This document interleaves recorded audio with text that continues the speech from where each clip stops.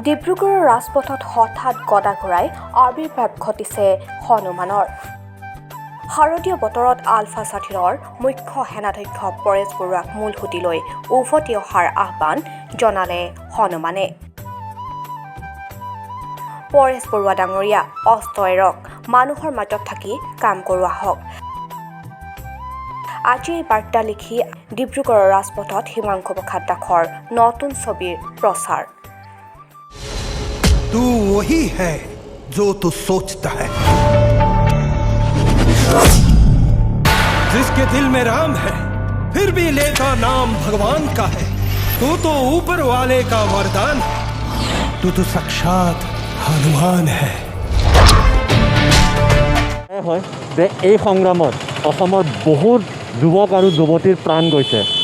সেইবাবে আমি পৰেশ বৰুৱা ডাঙৰীয়াক এইটোৱে অনুৰোধ কৰিম যে তেওঁ অস্ত্ৰ এৰি সমাজলৈ অসমলৈ উভতি আহক আৰু অসমৰ উন্নতিৰ বাবে মানুহৰ মাজত ৰাইজৰ মাজত থাকি কেনে একেলগে অসমৰ উন্নতিৰ কাৰণে কাম কৰক।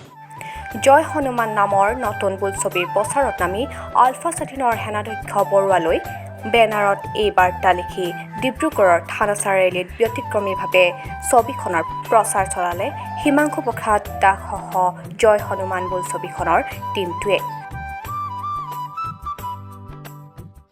হনুমান যিটো চৰিত্ৰ, এই চৰিত্ৰটো সম্পূৰ্ণৰূপে সামাজিকভাৱে ৰেছপনচিবল এটা চৰিত্ৰ আৰু হনুমান এই চৰিত্ৰটোৱে যোৱা দিনবোৰত সমগ্ৰ অসমতে ভ্ৰমণ কৰি বিভিন্ন বিষয় লৈ ৰাইজৰ মাজলৈকে আহিছে। ঠিক তেনেকৈ আমাৰ চিনেমা জয় হনুমানো ঠিক তেনেকৈ এটা গুৰুত্বপূৰ্ণ বিষয় লৈ অসমৰ ৰাইজৰ ওচৰলৈকে অহা 18 অক্টোবৰত আহি আছে।